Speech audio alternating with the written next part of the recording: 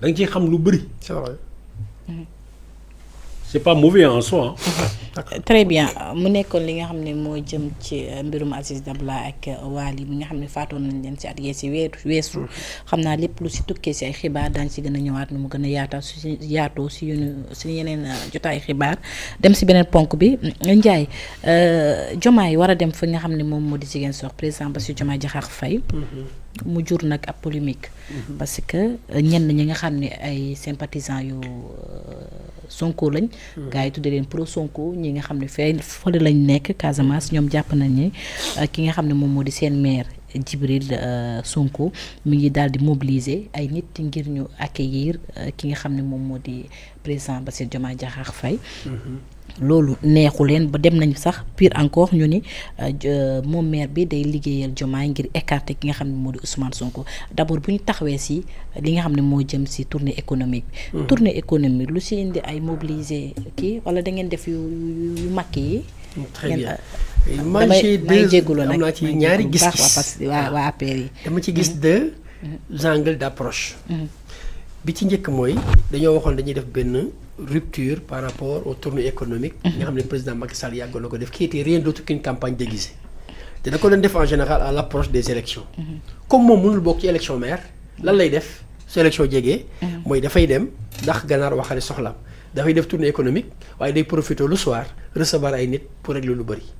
léegi nag bi gars yi defee rupture ñëw dañu ne dañu war a rompre avec cette pratique man d'accord naa président jóg dem xooli ay chantier am soo xoolee bii nekkul première visite bi de tournée bi de defoon na ko Saint-Louis dans le nord et pourtant y avait ni tambour ni trompette c'était très calme waaye xam nga deuxième approche mooy lan. contexte bi moo ci dugg.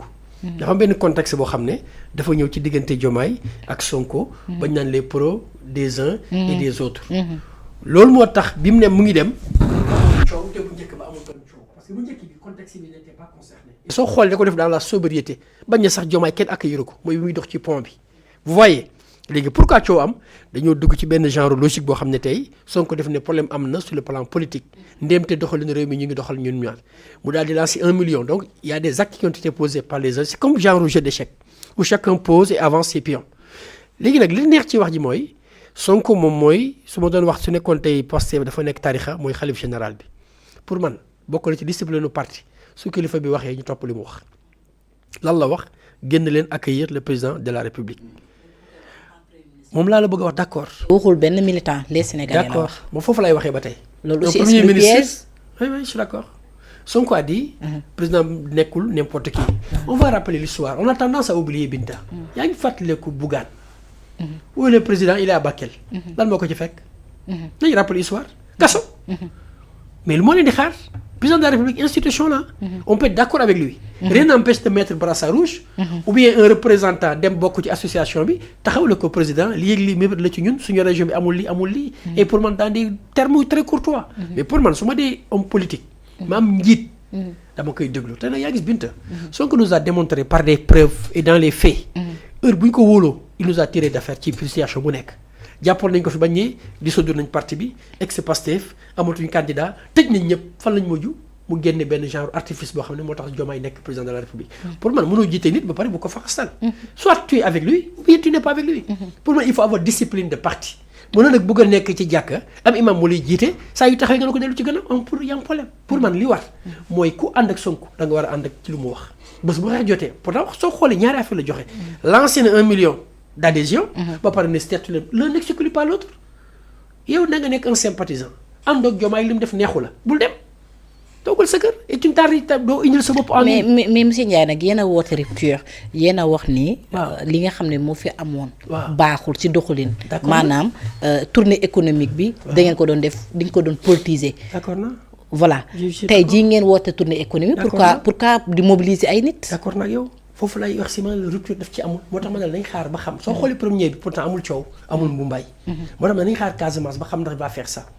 man j'attends toujours des faits ñu ni monsieur le maire Djibril Sonko mi ngi mobilisé pourtant monsieur le maire boobu il est cohérent parce qu'il a suivi son leader qui est Ousmane Sonko qui a donné de l'ordre en fait parce que dafa am deux choses yooyu comprendre dafa am ñu profité ci coow bi pour régler seen problème compte avec seen i collègue de parti maa yow jubóowuñ problème am na ma profité waxal li ma soxla ci yow mais suñ dee ku discipliné nañ le maire de Ziguinchor n'a rien fait il n'a fait que suivre les ordres tout simplement de son leader man noonu laa ko jàppee léegi nag xam nga fan la affaire bi neexee on a lancé le renouvellement des partis et des instances yàkkamti saaga yàkkamti xeex la binta jarul coow attendons les moments pour voir mais pour le moment président institution la mu ngi dem xooli ay chantier ci li ma koy xaar man dinañ fi toogaan maa yow après tournée bi est-ce que day am Mumbai su amee ma xam ne rupture amul mais nag depuis un moment li ñuy président commencé habituel daf ñu xaw a jaaxal ay bëri na fi ay faits yoo xam ne jaar na fi yoo xam ne mën nañ ko souligner avec beaucoup d'interrogations et c'est des faits palpables comme Babacar disait xam nga li neex ci affaire yi mooy lépp ay faits lay doon on a combattu troisième mandat Macky Sall dem na assister benn prestation quatrième mandat toog na fi ne dafay jéem a xool li xewoon Thiaroye 44 ñu ne ko c'est une très bonne chose di saluer ñoom Gaye Para anciens combattants ils ont rendu un service noble dans ce pays mais y en a qui sont morts il y a pas longtemps léegi il nous faut des fouilles là il faut juste des vidéos donc gisuñu parce que démb gis nañ fii mu war a dem voyage ñuy célébrer martyrs yi demul donc y a tellement de faits yoo xam ne yow soo dee nit dafa lay indil interrogation sa bopp waaye man dama am leader boo xam ne lu mu wax dama ciy bàyyi xel bu baax et je lui fais entièrement confiance yaa gis bint àdduna li ñu war a def mooy lu ñu bëgg ñu bëgg ko nànk lu ñuy bañ ñu bañ ko nànk la mesure en toute chose dafa baax ndax nànk méttiwul parce que loo ëppal rek dafa am benn kilifa bu laajoon Abdou Diouf laaj ko ne ko lu tax ay nit suñu xuloo di waxante lu ñaaw mu ne ko dañoo fàtte juboo bint suba du lekk mais dañ ciy sol lu ñuy lekk c'est très important ak lu ñu mer ñu am mesure la preuve parce que dem mi ngi gisee photo Diomaye bi fële ne journée diaspora bi patriote yëpp a kontaan parce que loolu lañ bëgg il ne soit pas surprise demee ñu àndaat ñoom ñi désabonné woon demaat fa parce que c'est des inconditionnels de Sonko. mais ñenn jàpp nañu loolu yëpp da leen bëgg nalawal de. waaw loolu laa lay wax nag. te loolu la ñuy ooyee naan un chat échaudé crée le froid. am na lu waale message de. waaw d'accord naa li ma la wax c'est-à-dire que xam nga la moo waral loolu. xam nga Binta soo jógee ci excès de confiance à excès de méfiance. ay actes moo ko posé. te yaa gis muus su ko ndox mu tàng lakkee même su gisee bu sedd da koy moytu. waaw loolu moo tax xam nga léegi lan la nit ñi di wax lu Diomaye narati loolu moo ma xaw a déranger un peu. parce que Macky lañ ko doon wax après 12 ans ndax danañ wax bàyyi naa njuuj njaaj avant mu koy bàyyi ko dañ naan ay Macky qu'est-ce qu'il a encore mais Diomaye su defee 2 ans nit ñi di xalaat loolu ci moom c'est vrai que y a une rupture foofu lay waxee mais man je demande à ce qu'on soit prudent ñu dem ci nànk demee ci xel yaa ngi fàttaliku xeexu Pastef à un moment xam nga sànnente xeer la woon ci mbedd bi mais à un moment lan la Diomaye Sonko wax bi mu wax naan le protocole de Houdaïbia xel ak xalaat ak stratégie pour man affaire bi fu mu toll à un moment mun a indi nit pouvoir nga daal di plébisciter ko nit ñi jàppale ko nga bëgg ko combattre pour man dafay poser un souci réel en tout cas jamono ji daal depuis mercredi renforcer nañ li nga xam ne moom moo di sécurité bi institution la ay Casamance c'est une zone de guerre c'est normal pour man contre Diomaye am nañ ci droit mais nag quand même être mesuré baax na ci soo bëggul dem contre nga ko mun nga fa bañ a dem mais bëgg fa dem créer fa zizanie l'histoire de Bougane est récente dans nos mémoires par conséquent il faut savoir raison garder. Très bien. Voilà. Babacar. waaw. Diomaye suba lay dem. Diomaye suba lay dem. Ziguinchor ak Sédhiou. Sédhiou lay njëkkee wala Ziguinchor lay njëkkee. Ziguinchor lay njëkkee dem Sédhiou je pense bien. donc man. wala yaa ma gën a c'est le président de la République du Sénégal. qui se déplace dans une région du Sénégal. loolu c'est un non-événement. pour man. Diomaye fu ko neex day dem. ci Sénégal amul sens interdit amul ku muy tàggoo wala amul ku mu dul tàggoo c'est le président de la République des mesures exceptionnelles de sécurité c'est tout à fait normal dañu nekk ci zone boo xam ne 40 et quelques années ñu ngi am ay problèmes 43 ans ci ren 1982 boole ci ñu ngi am ay coow ak i comment on appelle instabilité politique ci le voisin direct mooy la Guinée-Bissau Guinée-Bissau ak Ziguinchor comment on appelle frontière Bissau frontière Guinée-Bissau mooy Mpaak 7 kilomètres la donc c'est pas loin foofu la président Diomaye di dem la première région en tout cas bi nga xam ne plébiscité na surtout Diomaye à 100% c'est Ziguinchor barki démb maa ngi doon seetaan seen image yi de la prison au palais la plus grande ñi du Diomaye moo ko wax mais motards yi riders yi ñoo ko wax ak yeneen yi danañu gannaaw Ziguinchor ba ñu yaakaar ni ils ont gis nañu Ziguinchor loolu mosut a gis Mbacké moo ñëw changer la donne ñoom bi ñu waxee ne ni lu xew Mbacké amul ñu ne non Saint-Louis moo ëppale te Saint-Louis Diomaye demul Diomaye Mbacké la dem Ousmane Sonko moo dem defi Saint-Louis mu fay yegg si ay 6 heures du matin xam nga na ngi fàttali ko ces images là. Donc pour dire quoi que amul benn zone bu war a nekk interdit au président de la République parce que ñun ce président là falewuñu ko ci caaxaan falewuñu ko ci politique falewuñu ko ci lu c'était un comment on appelle un référendum. La continuité ou la rupture. On a dit on veut la rupture. Ñu plaider Diomaye. Bassirou comment il s'appelle pas Bassirou, Djibril Sonko, le maire de Ziguinchor. Ziguinchor, oui. Mais un maire qui a le privilège et l'honneur de recevoir le président de la République mënut a def lu dul recevoir ko. Président de la République la bépp projet de développement local bu fekkee ne l'exécutif jàpp ci dafay jafe.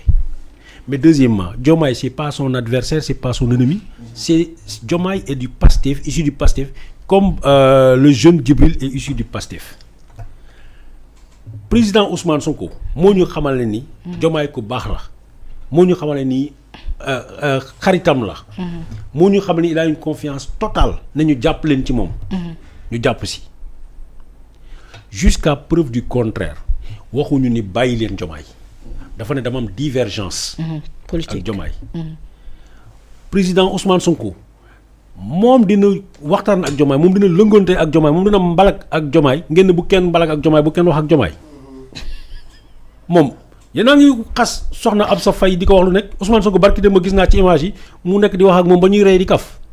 léegi nga bëgg man militant tournoi yaayam moo ko yor di. waaw mais ma ne ba ngeen bëgg man militant waaw kon xanaa kon turando bi da koy changer turam wala mu koy dompat chaque jour ah ngeen bëgg man militant ma bañ kooka Ousmane moo ñu ni mais dans tout ab sëriñ sax ak taalibeem léeg-léeg da ngay am gis boo gis sëriñ bi gisee neneen sama benn boy mu may wax loolu ma ne ko daf ma liggéeyal ba pare ma ne ko kaay ma ñaanal la ak jox la xaalis mu ne ma loo ci mënti def rek waaye xaalis dama ci gën a paas ma ne ko ma ñaanal la wala ma jox la xaalis ba mu la gënal ma loo ci mën a def baax na waaye xaalis dama ci nar a paas donc pour man il y a pas de débat li may ñaan Djibril Sonko ku ko xam ne moom du war Ousmane Sonko Djibril Sonko du war Ousmane Sonko c'est comme bi ñu indee le faux débat là naan film bi day teel le 19 tey lay génn cinéma pâté ñëpp mën nañ ko seetaan bi ñu indee ma ne leen film boo xam ne ñu dañ cee xas Diomaye moo defar kii mu bëgg a effacer Sonko te nijaayu Ousmane Sonko muy tonton Djibi Gueye mu ngi ci salle bi di seetaan film bi ma toog ci wetam l'un des neveux de Ousmane Sonko mooy Mambay mu ngi ci salle bi te mu nekk ci cabinet Ousmane Sonko le cabinet de Ousmane Sonko était là lors du film de la projection du film garde corps bi nga xam ne Ousmane ma ko présenté ne mu bras droit am la nitu confiance am la mu ngi toog sama wet et puis bu ñu xalaatee ni sax Babacar journaliste la man kenn du xalaat ni dinaa bokk fi ñuy takk Ousmane Sonko fi ñuy écarter Ousmane Sonko fi ñuy xeex Ousmane Sonko man ma bokk ci Ousmane lu ma mënti boole ak moom bu fekkee ne am na lu ma naqadi moom laa koy wax direct lu ma wuti sa intermédiaire donc Diomaye qui va à Ziguinchor il va chez lui li nga xam ne moom lañ ko war a laaj pour ceux qui ne sont pas contents de certaines choses nañ ko ne bale bii ñu ko jox lu tax bale wu ko Mimi naka bale Mimi naka bale ñii nga xam ne ñu ngi ñëw dugg ci coalition bu bees bi tudd Diomaye président mais ci njekk rek ci njekk rek président lii gis nañ ko peut-être explication bi nga xam ne. si njëkk nag Babacar Diomaye waxu ko sénégalais yi. Babacar si njëkk dafa am ko moom. waaw d'accord te teraanga bokk. bu peut-être dina fekk ni li nga xam ne waxu ko sénégalais. peut-être waa Ziguinchor. bu ñu ko nee lan mooy problème bi ak Ousmane. peut-être dina leen ko wax. mais man dama gëm ni jusqu'à preuve du contraire dama koy wax ñu bëri ñu ma naan waaye ma ne saa waay ma leen ne man yéen a ma ne ñii duñ tuddante ñii duñ laale keroog bi ma xamee ni. ñoom ñaar gisee nañu Ousmane Sonko dafa feebaroon pendant un temps ñu naan Ousmane liggéeyatul. mais Diomaye dafa jógee protocole ba bàyyi lépp dem petit palais di ko seeti. rafet na trop macha Allah mu dem defi loolu président de la République ak cortège ak kiyam lépp mu dem seeti Ousmane Sonko ci kër gi. dëgg la Ousmane jóg na palais ñu seeti Diomaye bi ñu di wax ju voilà. Ousmane c'est quelqu'un quand il n'est pas d'accord. il le dit dafa naan d'accorduma suñu classe gi nga xam ne de temps en temps nga mun koo jot téléphone nga wax ak moom yenn su d'accord daal non li ngay wax du ma ko def il te le dit cash je le ferai pas donc mënuma gëm ni kooku am na problème ak Diomaye muy jéem a nax saal di lëngoo di affaire yooyu mënuma ko gëm quoi. dañu am. divergence qui ne sont pas surmontables. mais dañu am divergence qui ne sont pas surmontables. xam nga dafa am benn événement boo xam ne dama bëgg nit ñi ñu fàttaliku peut-être dañu ko gis ci film yi. Mimi Touré gis nga le film bi ñu présenté du palais de la prison au palais bu fekkee ne ñoom dañu nekk ci ligne nga xam ne lu tappalekat yi di wax kon ci film bi dañuy censuré waxuma la Ousmane duñu censuré Ousmane mais nañu censuré Tata Aïda Mbodj mais Tata Aïda Mbodj a eu 2 ou 3 séquences dans le film bu muy wax di wax nit ñi jàppale leen voté leen Diomaye dañ ko bàyyi mu jàll Ousmane kazalika là dans cette même vidéo ñu gis fu ñuy jox la parole à Mimi Touré 1 ou 2 séquences deuxième séquence bi je me rappelle très bien ci benn genre table round table lañ def mu expliqué ne elle a entendu l'ambassadeur de Grande-Bretagne nee na ko ils ont appris que Amadou Ba du nangu woote ci guddi gi Mimi Touré leur conseille en disant président da nga war a def sortie ñu déclarer suñu camp yi ñun ñoo gagné président bi arrêté ko Diomaye arrêté ko ne ko loolu du ma ko def mu ne ko il faut qu'on arrive à un moment où que les candidats arrêtent de se proclamer leur victoire ñu bàyyi organes yi nga xam ne moom la ñu fi teg ñu annoncé ko. mais regarde-moi ce xol ni mu rafetee parce que jamono jooju bu Amadou Ba parce que dañu newoon dañu dem deuxième tour yéen a ngi fàttaliku ñu naan Amadou Ba déclaration du ñu def déclaration. kase ci guddi gi mu génn naan on a des informations. voilà il faut caaxaan yoo xam ne c'est terrible quoi. léegi nag Diomaye bu toppoon la Mimi Touré wax pour vous montrer encore que Mimi n'est pas bonne conseillère parce que nee na ko defal déclaration bi c'est dans la séquence xaw ma ndax dafa leen rëcc mu ne ko du ma ko def donc ça veut dire cette personne là le président Bassirou Diomaye Faye a la conscience de la lourdeur de sa responsabilité ci Sénégal ci période bi ñu ko jox. absolument moo tax man gëmuma ni. dina wor gëmuma ko. et c'est quoi encore wor. parce que nee nañu le c'est président de la République c'est un fauteuil c'est une chaise c'est pas un canapé. léegi nag moom mën na jël ay décisions parce que après tout c'est vrai lépp Sonko la. mais à l'heure du bilan. c'est à Diomaye qu'on va demander le bilan. mais d'accord nañ ñu ne non dañ leen war a demander ñoom ñaar ñëpp. Sonko ndax Sonko moom moo joxe. waaw mais le commandant suprême le chef suprême des armées. borom signature yi kan moo yor signature. Diomaye la Diomaye moo yore ay décret ma signature am. léegi nag bu boobaa dinañ ko laaj ay bilan bu boobaa nag mën na am ay divergences mais man je pense que et j'invite encore tous les fils de Ziguinchor toutes les filles de Sédhiou.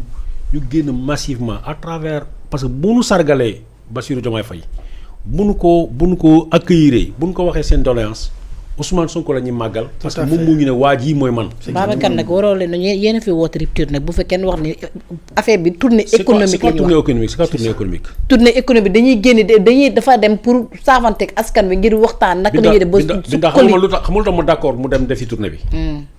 yoonu Cap Skirring Ziguinchor keroog fii laa ko doon wax benn jour Cap Skirring Ziguinchor. dafa am benn dëkk bu ñuy wax Ñambalang sur 2 kilomètres mën nga def 1 heure de temps. sa oto après pont Ñambalang bi ak village Ñambalang tu peux faire 1 heure de temps ndax ay pax yoo xam ne boo nee da ngay foog dëkk bu ñu bombardé la. waaw léegi nag Bassirou Diomaye Faye fan lay jaaree j'espère que ñemewuñu ko teg ci mbedd boobu. parce que le seul aéroport qui est ouvert actuellement c'est l'aéroport de Cap Skirring peut-être tappalekat yi éventuellement rapidement dinañu jéem a taf non duñ ko laal peut-être dinañu ubbi exceptionnellement l'aéroport de Ziguinchor pour mu jàll parce que l'aéroport de Cap Skirring Ziguinchor c'est 70 kilomètres. mais maintenant. c'est comme Dakar Diamniadio mais diggante bu ndaw boobu Ñambalang ba ci pont Ñambalang tu peux faire 1 heure de temps ou 1 heure et plus. ay pax yu garaaw dafa mel ni dëkk fu ñu bombardé ay plop léegi président Bassirou Diomaye Faye bu demee mu teg loolu bëtam dina xam lu mu ci war. Ziguinchor bu ñu ko naan le pont Émile Badiane nii la le temps bu fekkee dafa war a jógee Ziguinchor dem Sédhiou bu yëgee ci kaw pont bi dina xam le Sénégalais di daj di waa Casamance di daj ainsi de suite. lu baax la. moi je pense que c'est une chance que les chefs d'État ñuy jógee Dakar. protocole yi ñu si doon bañ yi ñu nemmeeku lañ doon nemmeeku ci temps boobee nga xam ni dañuy génne ay pancarte dañuy sol ay t-shirt rek dañuy quitté yéen a. jamono Sall ngaari lam tooro ngay wax Bourguédé. waaw léegi Bourguédé Bourguédé jamonoom. est-ce que yow fu mu nekk nii dégg nga ne dañu jël ay camion pour charger nit yóbbu leen Ziguinchor da nga ko dégg. non mais est-ce que ne jamono Bourguédé bus yi fi lañ doon taxaw. man waxuma Bourguédé damaa wax rek. jamono Bourguédé bi ñu waxoon sax Sotrac yi xam nga Dakar dem liggéey duñ daw rang nañ fii lu bëri man maa leen filmer jour élection. wala la veille élection. alors que dañ ne interdiction transport interurbain.